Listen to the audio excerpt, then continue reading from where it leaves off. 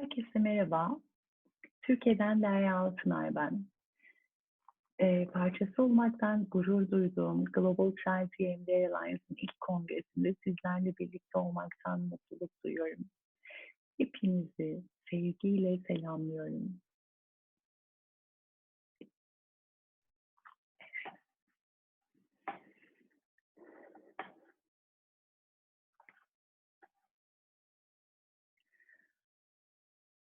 Bugün ülkemizde yaşanan yakın zamanlı kitlesel travmalar karşısında nasıl organize olduk, nasıl çalışmalar yaptık? Sevgili arkadaşım Pınar Fidanti ile birlikte sizlerle paylaşacağız.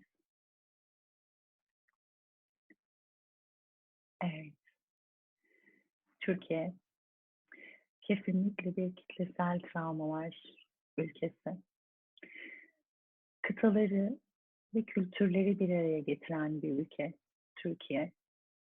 Bu yüzden sadece son 2 yılı bile düşündüğümüzde doğal afetler, depremler, yangınlar, seller gibi travmalar dışında terörist saldırılar, silahlı saldırılar gibi travmalara da maruz kalmış bir ülkeyiz.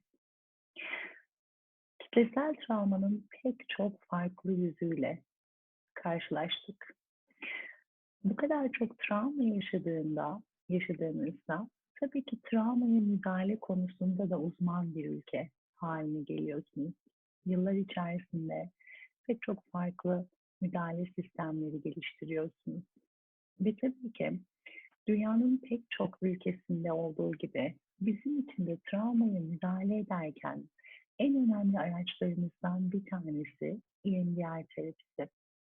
Ve EMDR terapisinin e, tam kalbinde yer alan insani yardım programı olan EMDR HEP organizasyonumuz. Son zamanlarda yaşadığımız travmalara müdahale kısmında EMDR HEP'in pek çok çalışması ve bu çalışmaların içeriklerinin nasıl olduğunun detaylarını sevgili arkadaşım Pınar ileride sizinle paylaşıyor olacak. Ama tabii bir de COVID-19 pandemisi var. İşte bu pandemi sürecindeki travma hepimiz için çok farklıydı. Ben de bu dönemde COVID-19 pandemisinin ilk günlerinde sevgili Ana Gomez tarafından oluşturulan Global Child TMDR Alliance'ın Türkiye grubundaki çalışmaları nasıl organize ettik ve neler yaptık? Sizlerle bunları paylaşmak istiyorum. Evet, yepyeni bir felaket. O ilk günler bir anda karantina haberlerinin geldiği, karantina kelimesinin, pandemi kelimesinin ne olduğunu bilmediğimiz o günlerde bütün çocuklar için alışmış oldukları rutinlerinin bir anda yıkıldığı, arkadaşlarıyla görüşmelerinin sona erdiği, karantina haberini aldığımız o ilk günlerde bu felaketi daha önceden bilinmeyen, hazırlıksız yakalandığımız yeni bir felaket haline getiren şeylerden ilki böyle bir felaket için organizasyon planımızın olmamasıydı. Her ne kadar kitlesel travma konusunda uzman bir ülke olsak da bütün çalışmalarımız saha çalışmalarına yönelik, bütün çalışmalarımız yüz yüze planlanmış içeriklerden oluşuyordu. Ve işte bu bizim için yepyeni bir durumdu. Şu an belki çok yaygın ama pandeminin o ilk günlerinde online seans yapmak, çocuklarla online çalışabilmek ne demek? Bununla ilgili hiçbir fikrimiz yoktu. Ve bu sebeple eee, çok daha farklı, çok daha yaratıcı ve başka platformları kullanarak çocuklara ve ebeveynlerine ulaşmak durumundaydık. İşte COVID-19 pandemisini yepyeni bir felaket yapan ikinci şey de buydu. Bildiğimiz yöntemlerin işe yaramaması bir yana, destek sağlanması gereken çok fazla sayıda kişi var ve onlara ulaşmanın bir yolunu bulmalıyız. Kitlesel bir travma yaşadığınızda ülkenizde o travmayı yaşayan terapistler genellikle saha ekibi olarak destek sağlayacak terapistlerden biri olmaz. Ama COVID-19 pandemisinde bütün dünya ile birlikte hepimiz aynı anda bu felaketi yaşıyorduk. İşte pandemi dönemini yepyeni bir felaket, alışkın olmadığımız bir felaket haline getiren diğer şey de buydu. Böyle bir travmayı yaşayan kişilerin nelere ihtiyacı olur? Çocukların nasıl ihtiyaçları olacak? Terapist olsak da biz yetişkinlerin nasıl ihtiyaçları olacak? Bu tam bir bilinmezdi. Zamanla birlikte yaşaya yaşaya görecek ve öğrenecektik. Pandemi döneminin yeni bir felaket haline getiren diğer şey de buydu. Ve yeni bir felaketle baş etme konusunda yeni bir yapılanmaya giderek hızlı bir oluşum yapmak durumundaydık. Global Child PMD Alliance'ın dünyadaki Ana Gomez'in öncülüğündeki oluşumuna benzer bir şekilde karantina haberini aldığımız günlerde hızla terapistleri organize etmeye başladık. Önce Türkiye'den 7 kişilik bir çekirdek ekip oluşturduk. Reyhan Saydam, Hayal Demirci, Hakan Emanetoğlu, İrem Polat, Berk Şehirli ve Pınar Fidancı. Ve bu ekipler farklı alanlardan materyal ve içerik üretme kararı aldılar. Madem çocukların yanına gidemiyorduk, çocuklara ulaşabilecek bütün online kanallardan onlara destek olmalı, onlara temas etmeli ve belki de onların ebeveynlerine iyi gelecek şeyleri yapmalı ve çocuklarına iyi gelecek şeyleri de ebeveynlere öğretmeliydik. İşte bu yüzden bol bol içerik üretmemiz gerekiyordu. Çocuklar ve ergenler, ebeveynler, öğretmenler ve okuldaki danışmanlar ilerleyen zamanlarda faydalanabilsin diye bolca içerik üretmemiz gerekiyordu. İlk zamanlarda bu içerikler biraz daha karantina, pandemi, bütün bunlar ne demek? Çocukların anlamlandıramadığı o bilgileri çocuklara nasıl anlatacağız? Rutinlerini kaybetmiş, eğlencelerini kaybetmiş, en yakın arkadaşlarıyla kurdukları teması kaybetmiş çocukların içine umudu, eğlenceyi nasıl vereceğiz üzerine kuruluydu. Ve tabii ki ilerleyen zamanlarda daha karanlık günler gelecekti. Kayıplar, hastanelerde dolup taşan hastalar, hastanelerde yakınlarını bekleyen, hastanelerden dönmesini bekleyen çocuklar. Bütün bunlar yaşanacaktı. Sonraki çalışmalar, içerikleri bunlara destek olacak şekle getirilecekti. Ve daha da ilerleyen zamanlarda artık online çalışma, klinisyenlerin birebir çocuklarla çalışma kısımları olacaktı. İşte bütün bu alt alanlara destek verecek şekilde yayınlar yapmalıydık. 52 tane gönüllü terapist ülkemizde çok hızlı bir şekilde organize olup çok hızlı bir şekilde içerikler oluşturmaya başladık. Ve pandeminin karantina ilan edilmesi döneminde ilk hafta sadece 11 tane hikaye kitabı, 3 tane şarkı ve 2 tane çalışma kitabı yapıldı. Bir hafta içinde bu 52 terapist harikalar yaratmıştı. Ve sonraki günlerde de toplam 71 adet kutu oyunu, çalışma kitabı, eee, ebeveynlere yönelik online seminerler ve iyileştirici hikayeler yaptık. Bütün bu çalışmaları hızlı bir biçimde ihtiyaç duyan kişilere iletmenin en pratik yolu Instagram sayfasıydı. Karantinaya girdiğimizden sonraki bir hafta içinde kurmuş olduğumuz Instagram sayfası tam 17 bin kişilik takipçiye ulaştı. Aslında her bir ebeveynin 4 kişilik bir aile olduğunu varsayarsak bir hafta içinde ortalama 40 bin, 50 bin kişiye ulaşan 40 bin, 50 bin, 100 bin özür dilerim hesaplayamadım bir anda. Kişiye ulaşan bir ağımız olmuştu. Ve tabii ki sonrasında burada yaptığımız bütün bu çalışmaları e-mail, YouTube, basılı yayınlar ve diğer yöntemlerle kişilere ulaştırmaya başladık. Dedik ya yeni bir felaketti ve yeni şeyler yapmak gerekiyordu. Hem EMDR terapisinin özüne uygun hem de çocukların biraz daha keyif alabileceği şekilde çalışmalar yapmamız gerekiyordu. Bunlardan ilki tabii ki birbirlerinden ayrı, sevdiklerinden ayrı kalan çocuklara yönelikti. Ve onlardan bir tanesinin örneğini çok kısa göstermek isterim size.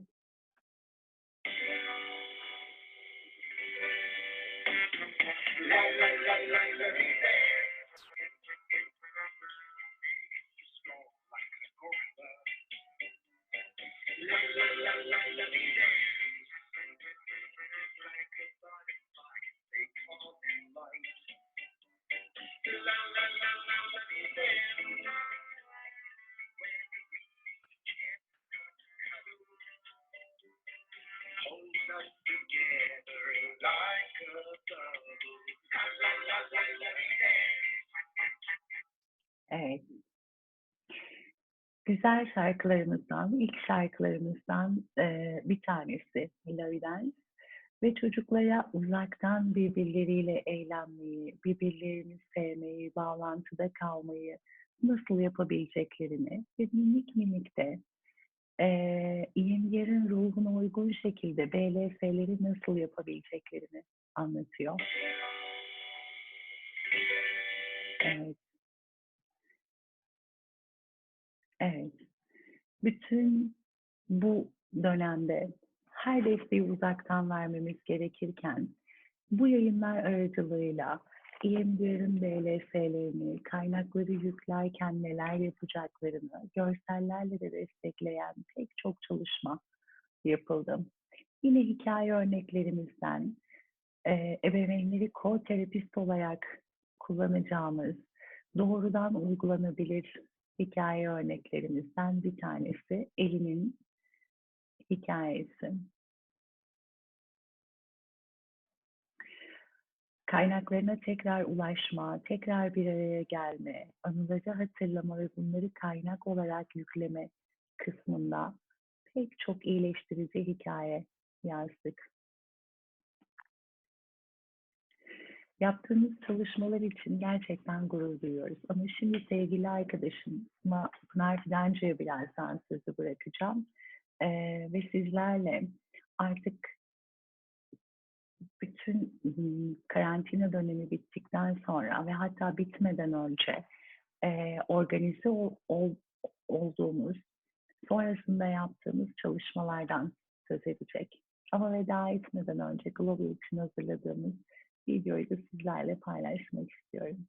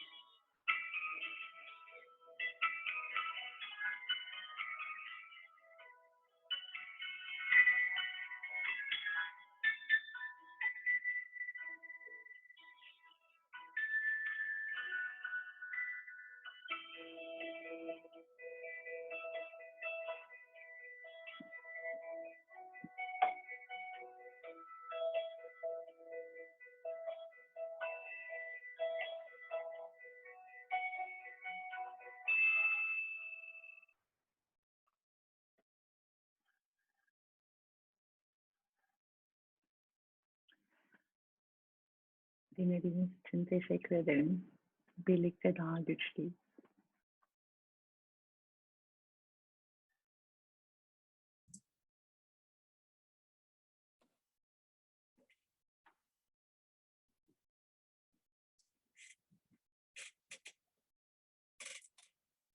Hello from Turkey. My name is Pınar Fidancı, and I hug you all with all my heart, my dear Global Child EMDR family.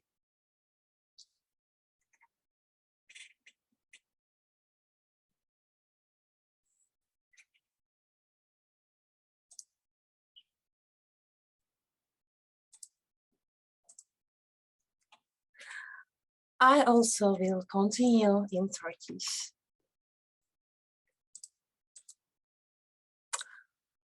Gerçekten de Derya'nın dediği gibi Orta Doğu ve Avrupa'nın tam arasında bir köprü olan Türkiye hem coğrafi hem politik sebeplerle bir ne yazık ki travma ülkesi.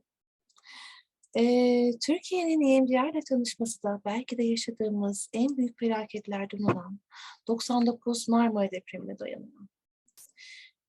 25 bin insanın öldüğü, 65 binden fazla evin yıkıldığı, bir o kadarının yaşanmaz hale geldiği, yaklaşık 1 milyon insanın doğrudan ya da dolaylı olarak etkilendiği bu büyük travmadan sonra sevgili Jim Knipe'ın koordine ettiği EMDR HEP çalışmaları sayesinde 3 yıl içinde 250'den fazla EMDR terapisti yetiştirildi. Türkiye'de ilk kez. Bunlar eğitim aldılar ve böylece binlerce travma mağduruna yardım edilebildi. Bir travma terapisi olan EMDR'ın kalbinde doğal olarak insani yardım var. Türkiye'de bu geleneği sürdürdü ve Ulusal Derneğimizin de kurulmasıyla birlikte EMDR HEP Türkiye her daim tam hız çalıştı. Uçak kazalarından savaşlara, göçlere, sel felaketlerine, maden kazalarına, depremlere kadar çok geniş alanlarda çalıştık. Global Child EMDR Alliance'ın da katılımıyla bu güçler birleşti ve daha da etkili ve geniş kitleli travma müdahalesi yapabilir hale geldik. Ben de Derya'nın Global Child EMDR Alliance Türkiye ile ilgili verdiği bu bilgilerden sonra EMDR HEP Türkiye'nin son yıllardaki çalışmalarından ve özellikle çocuklarla gönülden gönüllü travma müdahalelerinden bahsetmek istiyorum. Son 18 ayda COVID pandemisi dışında ne yazık ki ülkemizde 3 MES travma daha yaşandı. Büyük bir deprem gerçekleşti Ege'de. Güneybatı Ege'de çok geniş kapsamlı yangınlar oldu ve ülkenin kuzeybatısında büyük bir sel felaketi yaşadık. EMDR HEP Türkiye bunların her biriyle çalıştı. Son derece yapılandırılmış bir organizasyonla çalıştık. Sistematik ve oldukça standartize edilmiş EMDR seansları planlandı. Hem yetişkinler için hem de çocuklar için.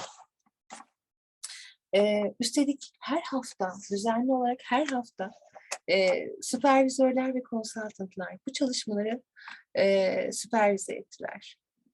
Ve gerekli olan durumlarda ekstra fazladan eğitimler düzenlendi.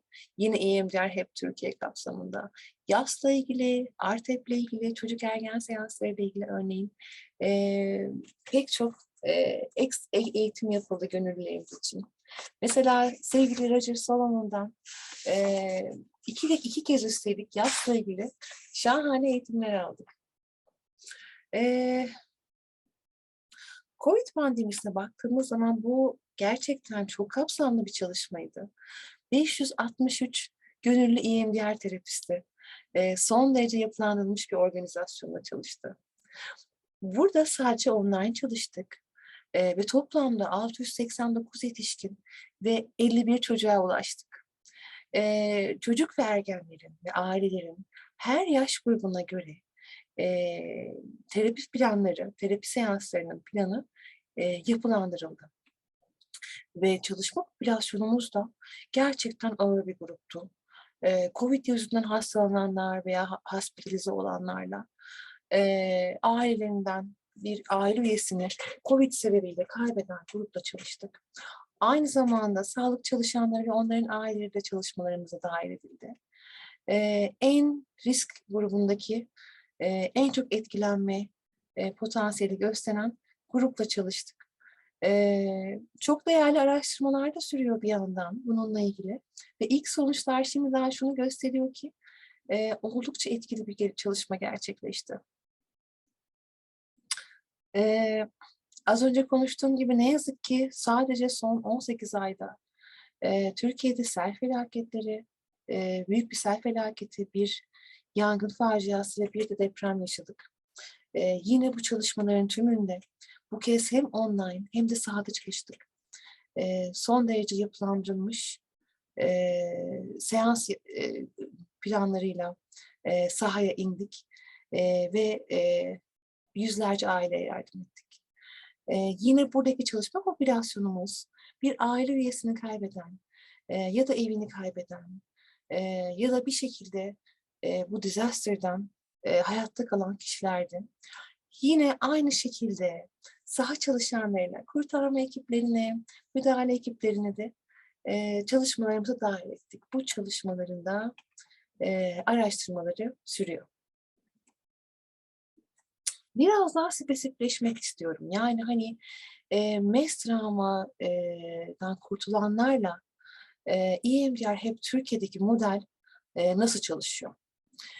İlk adımda tabii ki öncelikle gönüllü terapistlerin kim olacağı belirleniyor. Ve her biri birer ekibe dağıtılıyor.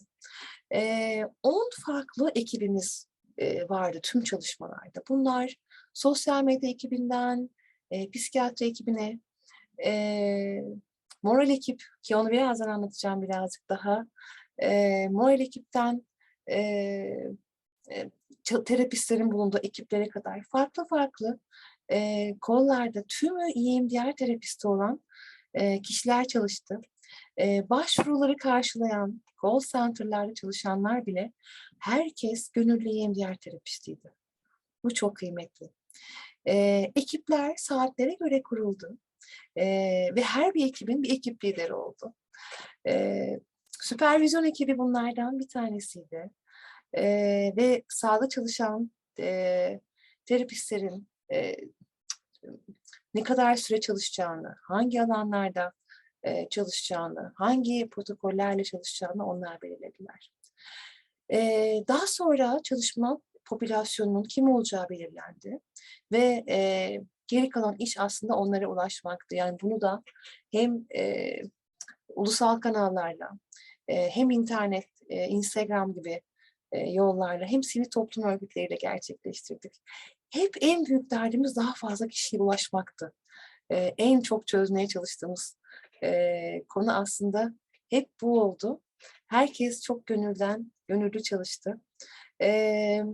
Bu o kadar kapsamlı bir organizasyondu ki yani sahada çalışan terapistlere terapi desteği sağlamak için bir moral ekip dahi kuruldu. Çok organize bir yapıyla çalıştık. Gerçekten.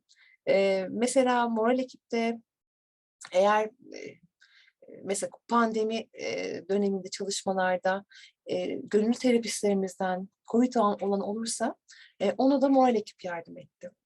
Ya da mesela İzmir depreminde sahada çalışacak arkadaşlarımız tabii ki kendileri de bu depremi yaşamışlardı ve o yüzden tüm gönüllülerimiz önce kendi RTEP seanslarından geçtiler. Çalışmaya başlamadan önce. Her şeyin ilmek ilmek çok ince düşünüldüğü, kapsamlı bir organizasyonla bir araya gelmek ilk stepimiz oldu. Peki çocuklarla nasıl çalıştık? Aslında ikinci adımda olan şey, ülkenin önde gelen EMDR çocuk ergen terapistleri çocuklarla yapılacak olan seansları formalize ederek başlıyorlar ve daha sonra bir kitapçık hazırlıyorlar ve bütün gönüllüler bu kitapçığa göre bir eğitimden geçiyor. Burada düşündüğümüz şeyler aslında Eee, yine her bir disaster'da, aynıydı. Her yaş grubuna göre, terapi seanslarını planlamak, ebeveynlerin ve ailenin ne kadar katılacağını görmek, eee, ölçme değerlendirmelerde hangi ölçekleri kullanacağımıza karar vermek, ısınma, grounding, stabilizasyon egzersizlerini seçmek, eee gelişimsel protokolün adaptasyonları, RTEP, Flash Teknik, Selfos gibi diğer tekniklerin kullanılması, protokollerin incelenmesi, ana temaların belirlenmesi ve mesela yaz, mesela ebeveyn kaybı, hastalıklar, yaralanmalar hep çok ağır konular olduğu için bunların her biri için çalışılacak protokollerin ne olacağı tekrar tekrar düşünüldü. Olası NK'ları, PK'ları belirledik. Eee, çok fazla healing story kullandık. Bunlardan biraz daha bahsedeceğim biraz sonra. Ve tabii ki çok fazla kaynak yerleştirme ve geliştirme egzersizini eee, bu adımda planını yaptık. Üçüncü aşamada da düzenli süpervizyonlar, konsantrelerin verdiği, onlarla birlikte el ele hiç gönüllülerimizi yalnız bırakmadan süreç yürüdü. Yani bu kadar yakın zamanda ve bu kadar ağır bir toplumsal travma ve çocuklarla çalışmanın göz önünde bulundurulması gereken unsurlarını bizler bu şekilde bir modelle belirledik. Bunların her birine biraz daha yakından bakmak isteyeceğim şimdi. Seans planlamaları yetişkinlerde 5+1 seans şeklindeydi ve RTEP'le çalışıldı. Çocuklarla tabii ki daha fazla seansa ihtiyacımız oluyor. Genellikle 5+5 ve mümkün olduğu kadar sık verilen seanslarla genellikle terapistlerimiz gün aşırı seans vererek çalıştılar. Kısa sürede bitirmek, kısa sürede müdahale etmek hedefti. Yaş gruplarına göre ayrı ayrı terapi seanslarını planladığımızdan söz etmiştim. Pandemi döneminde 0-2, 3-5, 6-10, 11-15, 15-18'de çok küçük yaş gruplarına göre ayırmıştık. Diğer sonraki disaster'larda ise yaş gruplarını edindiğimiz tecrübeyle de birlikte yeniden refine ettik ve 0-3, 4-8, 9+ olarak değerlendirdik. Çünkü 9+ RTB oldukça kolay yapabiliyor. Tabii ki uyarlamalarla birlikte aslında şekilleniyor. Ölçme değerlendirmelerde de genellikle kullandığımız yollar olayların etkisi ölçeği CROPS ve PROPS'tu. Çalışmaya başlamadan önce ölçekler verildi. Daha sonra çalışma bittikten bir hafta sonra ve bir ay sonra da post testlerin yapılması planlandı. Evet, biraz da bu yapılandırılmış seans planlarından bahsetmek istiyorum sizlere. İlk seansları her zaman aileyle planladık. Burada episod öyküsü, gelişimsel öykü, eğer varsa geçmiş travma öyküsü, eee, bunların bilgilerini topladık. Bolca eğitim ve bunların içeriğinin planlanmasının oluştuğu. Bu seansın içeriğini biraz daha fazla anlatacağım zaten. Ve hatta ebeveynin kendisine stabilizasyon egzersizleri planladık. Seanslarla ilgili hazırlığın nasıl yapılacağını yine bu ilk seansta konuştuk. Ve hatta gerekiyorsa ebeveynin kendisine de kaynak yerleştirme ve kaynak geliştirme ve yerleştirme seanslarının egzersizleri neler olacağını planladığımız yol haritasının izinde uyguladık. Daha sonra hazırlık seansları çocuklarla gerçekleşen ve bazen de ebeveynin az ya da çok yaşa göre ve online olup olmamasına göre aslında değişti bu durum. Bunların planını yaptık. Bu kısım bir debriefing'den oluşuyor. Arkasından seansların çerçevelendirilmesi. Tabii ki bütün terapilerde olduğu gibi. Çok oyuncuyduk her zaman. Isınma egzersizlerinin neler olacağı uzun uzun düşündük ve onları bu kısımda uyguladık. Tabii ki bu kadar ağır travmada stabilizasyon bizim için çok önemliydi. Bu egzersizleri yaptık ve kaynak yerleştirme ve geliştirme egzersizlerini de yine bu hazırlık safhalarında yaptık. Bunlara daha çok da değineceğiz zaten. Yapılandırılmış seanslara devam edersek, duyarsızlaştırma ve yeniden işlemleme seanslarında da gelişimsel protokolün adaptasyonlarını kullanabildik.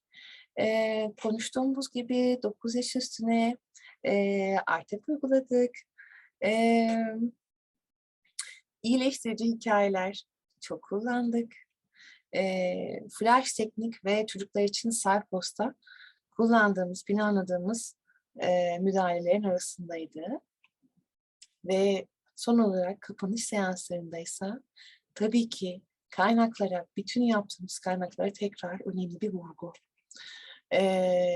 Yeniden değerlendirme, post testlerin uygulanması ve gidişatımızı izlemeye vardı. Çok büyük bir vurguyu aslında gelecek ve umut üzerine kurguladık. Böyle ağır bir travmadan sonra hayatın devam etmesini sağlayacak kaynakları güçlendirip gelecekle ilgili hayaller, umutlar, bunlarla kapanış seanslarını tamamladık. Eğer daha fazla terapiye ihtiyaç varsa konteyneri kullandık. Ve tabii ki en sonunda da kapanış seanslarını ebeveyn danışmanlığıyla tamamladık.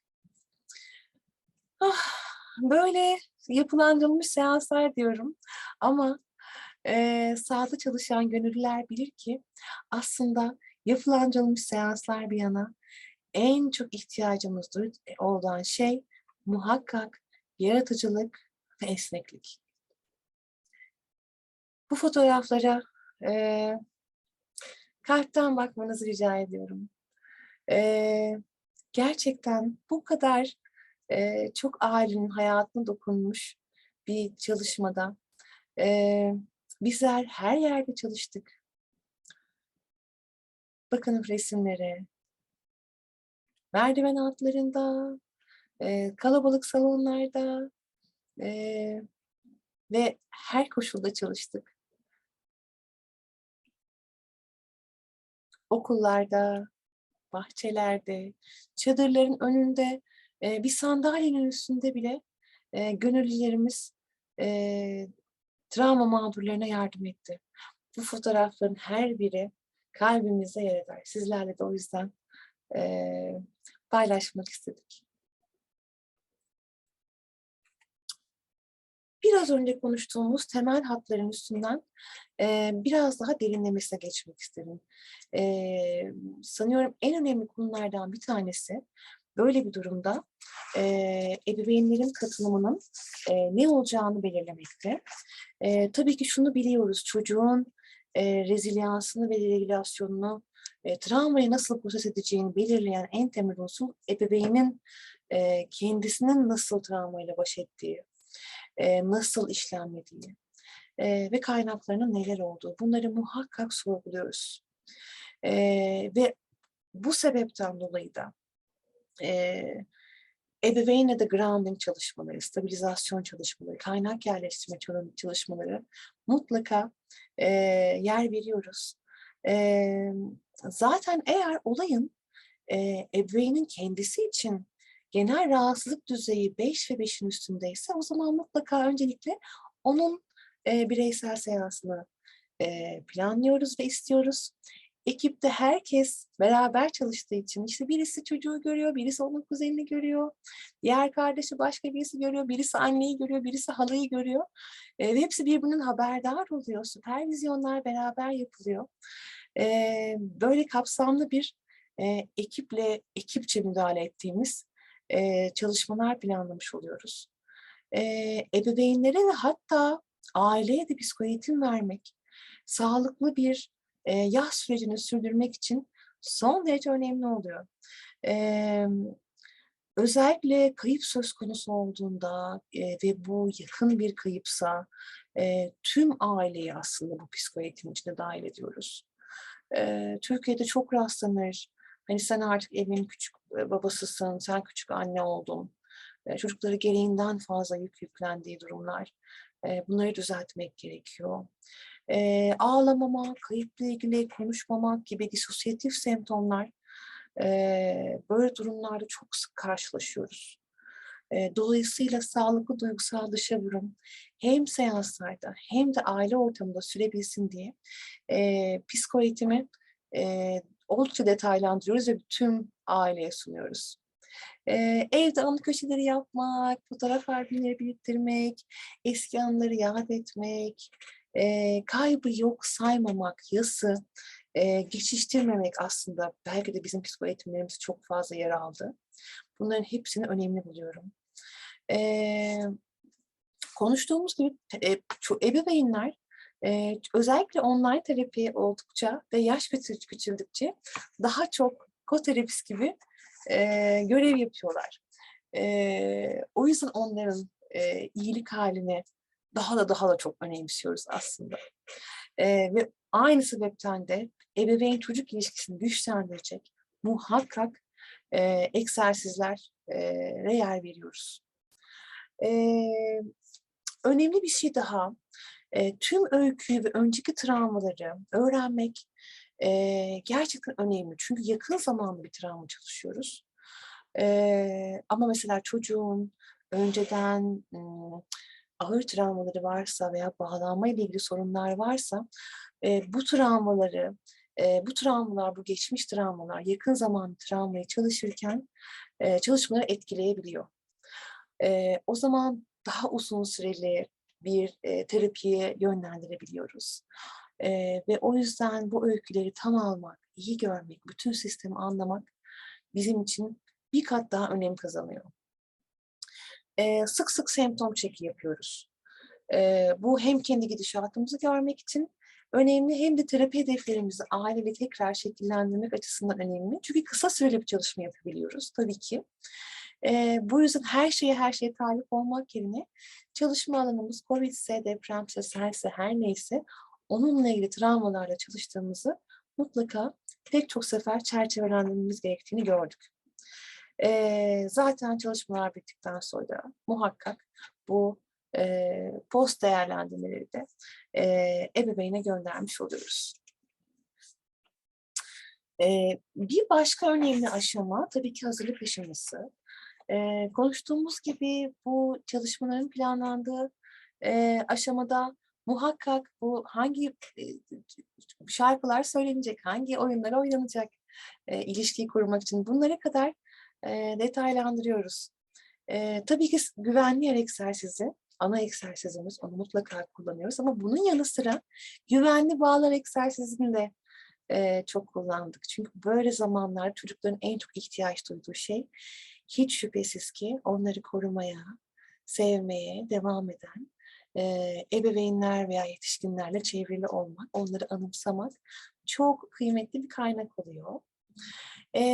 Ana çuvalı egzersizini çok kullandık. Özellikle kayıp zamanlarında kaybedilen bir aile bireyi olduğu zaman onunla ilgili eski anılar, onunla ilgili semboller, beraber söylenen şarkılar hepsinin toplandığı bir anı çuvalı yaratmak ve onları yavaş, kısa BLS'lerle yerleştirmek üzerine bir değerli egzersiz bu da. Fotoğraf albümü yapmak da aslında buna benzeyen bir başka çalışma. Amaç kaybedilen kişiyle olan bağı anılarda, hatıralarda sürdürüp gerçek yüz yüze görülen dünyadan kalpten kalbe bağ taşımak aslında. Yarım kalmış vedalaşmaları tamamlamak önemli oluyor. Bu yüzden mutlaka mektup egzersizi veya boş çerçeve egzersizi biraz daha küçük yaş gruplarında çok kullandığımız çalışmalardan oldu. Bunlar bu resimlerde yine bizim çocuklardan.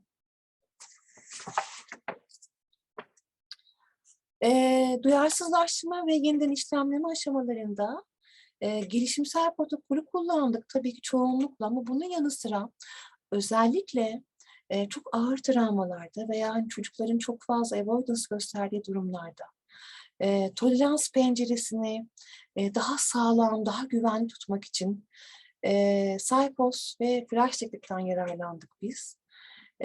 Flash teknik daha saf duyarsızlaştırma, teleskopik işlemlemenin en altında biliyorsunuz. Saypos'ta aslında böyle tahammül edebileceği kadarını minik minik parçalara bölerek çocuğa vermek üzerine ayaklarımızı yere daha sağlam basmamıza yardımcı oldu. Konuştuğumuz gibi iyileştirici hikayeleri çok kullandık.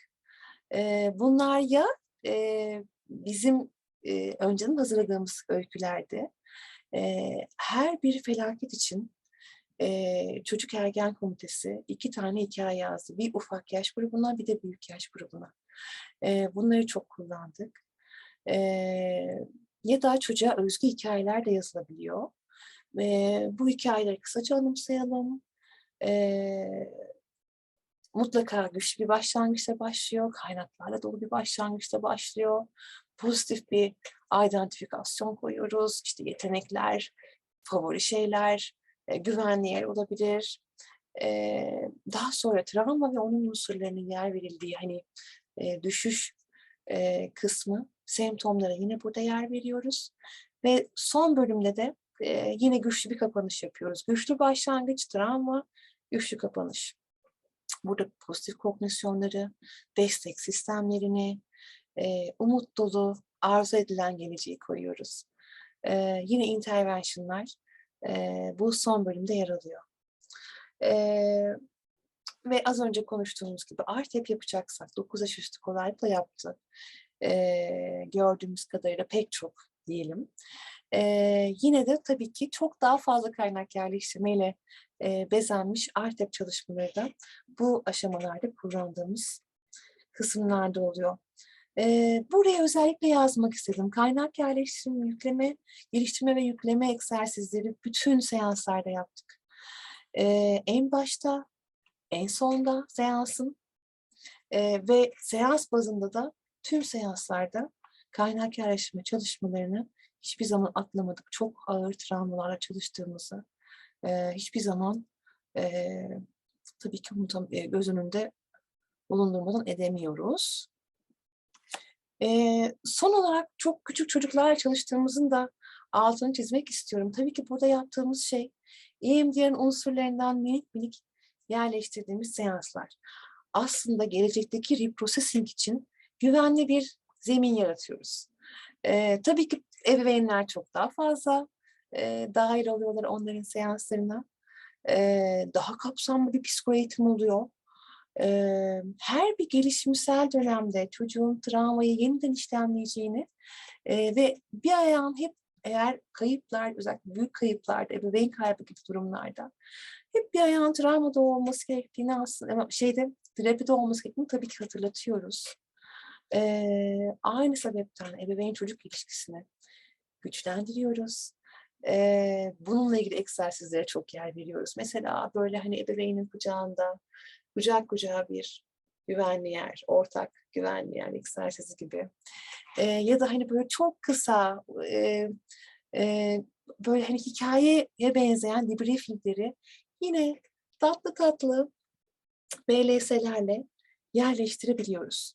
Bunlar da aslında yine bol bol aynalama, hem duyguların, hem duyumların, hem semptomların yansıtıldığı plus bol bol rahatlatıcı cümlenin, pozitif kognisyonun, grounding duygunun olduğu güçlü bir kapanışla bunu ebeveyne nasıl yapacağını öğretiyoruz.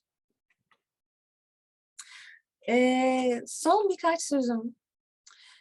Bu kadar yakın zamanla ve bu kadar ağır bir travmayla sahada çalışırken terapistin kendini kollaması, kendine bakım vermesinin de çok çok önemli olduğunu gördük. Bu yüzden bütün destek kanallarının aktif olması gerekiyor. EMDR'ın, self-care protokollerinin kullanılması çok önemli.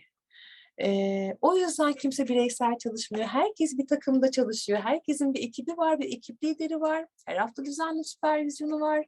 Eğer başı sıkışırsa danışanıyla bir moral ekibi var. Gönüllülerimiz de aslında önemli bir bakım almayı çok çok hak ediyorlar. Son olarak EMDR hep Türkiye'nin sloganıyla sonlandırmak istiyorum. İyi işler birlikte yapılır. Bu resimler, bu fotoğraflar hepimizin kalbinde yer etti. Unutamayacağımız, gönülden gönüllü çalıştığımız muazzam bir ekip işi oldu. Buradan bunu sizinle paylaşmaktan tekrar gurur duyarak teşekkür etmek istiyorum. Bu çalışmamızı dinlediğiniz için.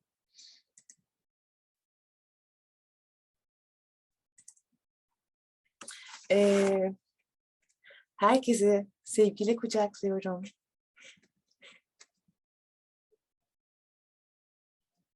Ve meşalimiz sonsuza kadar elden ele yanarak devam etsin diliyorum.